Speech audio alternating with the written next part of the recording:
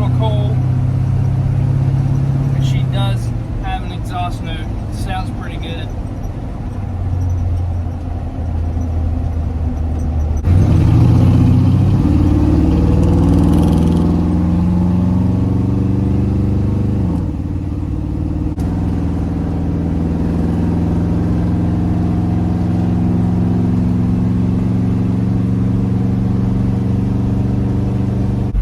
So I usually let this thing warm up until the high idle kicks off. Now we're going to take it for a drive, and we're going to talk about daily driving things, the pros and the cons, and what I like and what I hate. I'm just going to tell you right now, this truck is a love-hate relationship. Just depends what kind of the mood I'm in, if I love it or hate it. So let's back out of here after she's warmed up and take her for a spin.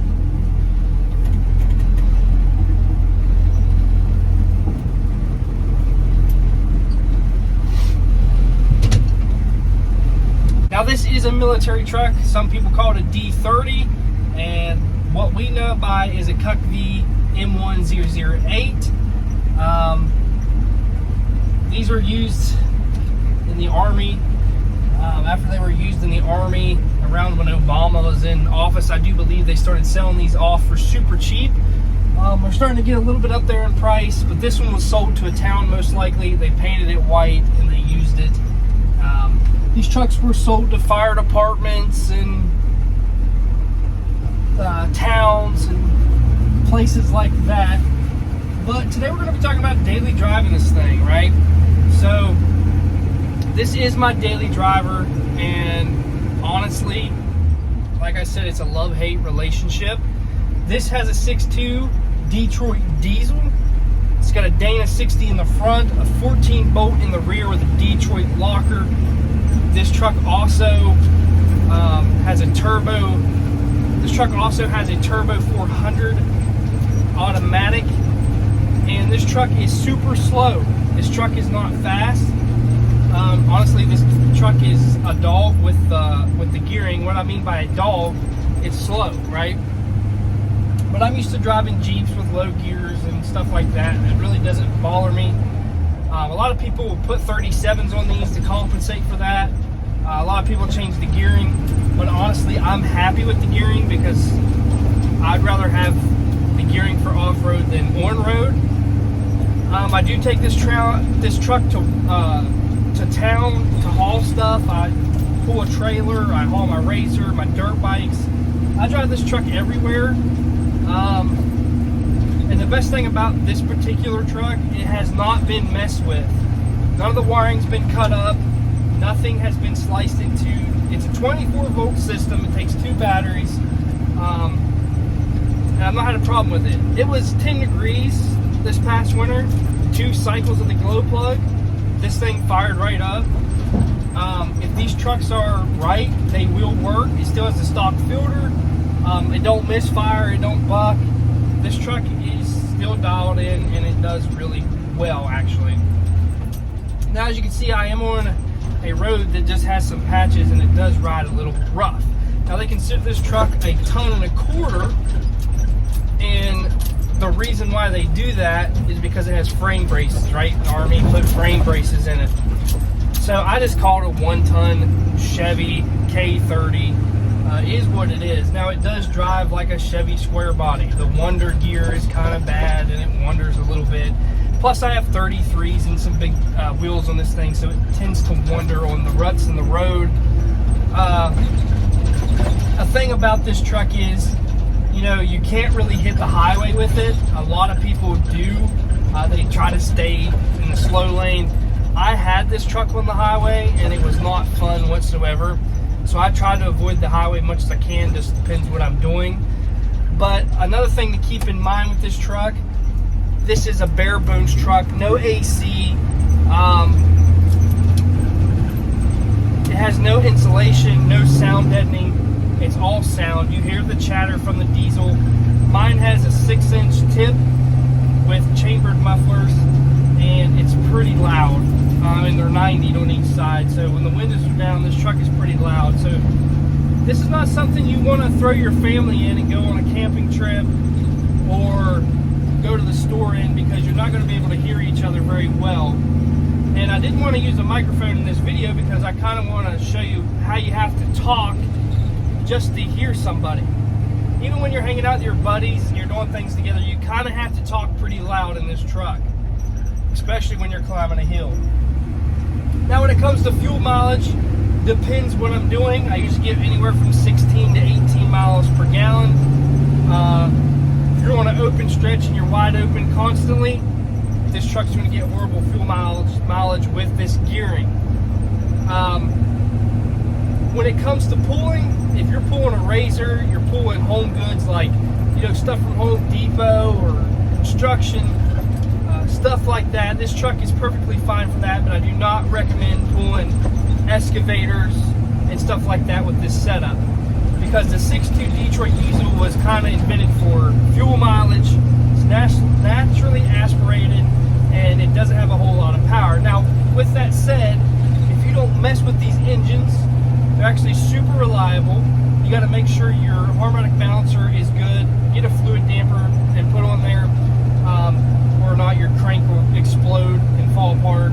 But other than that, if you don't mess with these things, don't overheat them and don't over rev them, these are actually reliable 6.2s. Like I said, you're not going to get the jump off at the red light. You know, it's not a race truck. You're not going to pass somebody. Where this truck shines is in the middle of town and off-road.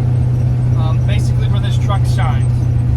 You're not going to race a Duramax. This is not a Duramax. You're not going to race a Cummins. And people have a problem with that. And you know, I don't want to go fast in a diesel truck. I want something I can work, gets good gas mileage, it can haul, and I can have a little fun in. And this truck that's it. This is what this truck is for. This is not something I want to put my family in and go on a road trip, which I've kind of done before. But this truck is a workhorse. And a lot of people got upset when I trimmed the fenders on this truck. A lot of people got mad because what I did to the truck and what I'm using it for.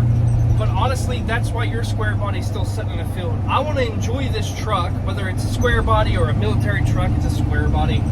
I want to enjoy this truck like my grandpa, my uncles, my dad got to enjoy. You know, I want to use this truck and it still be simple. I can work on this thing, I can still get parts for it, there's not a bunch of computers, and that's what I need for reliability. Now, a lot of people love these trucks because they say when stuff hits the fan, these trucks will still run, which they will. They are a mechanical pump and all that stuff.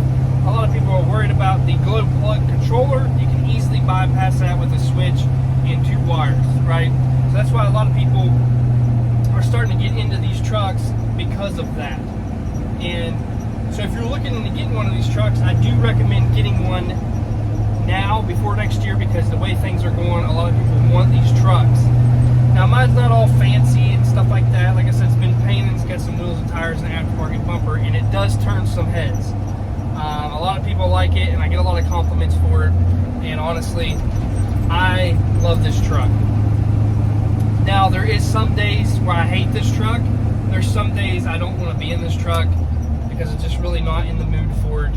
And I kind of miss, you know, AC, 8-speed transmissions, electric windows. And that's just me being a human, you know, wanting a little bit better.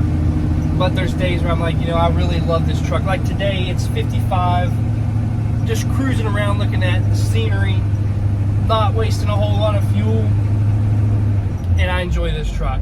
Going to go pick up some stuff, you know, haul a trailer, haul a vehicle, this truck will do it. Like I said, it's not slow, it don't pull fast, but it'll get the job done. So if you're a contractor and you want to start a little business, this truck is perfect for you. If you're wanting to rebuild this truck, which I'd like to do when my son gets bigger, this truck is for you. Or you've got a farm you want to use this truck on, or you have a camp you want to use this truck on. There's multiple things you can do with this truck. As far as a daily driver, I'd give it about a 70 out of 100. It's not the best thing you can buy in daily drive, but it ain't the worst either. If you're like me and used to driving Jeeps and whatnot, this truck will suit you just fine, and it does stuff very well. I can't complain. I really love it. I'm a square body guy anyway. I love OBS Chevys. I just love Chevy in general. And these things are simple to work on. And they're simple to do engine swaps. And that's why everybody loves them. If you buy this truck and do an engine swap, you can make a rock crawler out of it because it's already set up.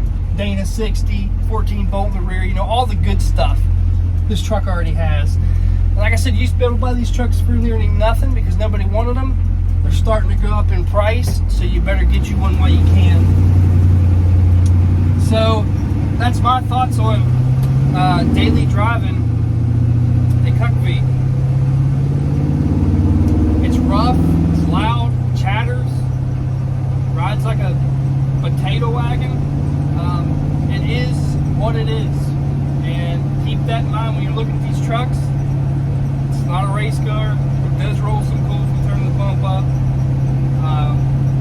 but at the end of the day, it's a square body, and I think it's bitchin'. So, hope you guys enjoyed this video. Make sure you give it a thumbs up, hit that subscribe button if you haven't yet. I'm Cherokee Ronnie. Stay dirty, my friends.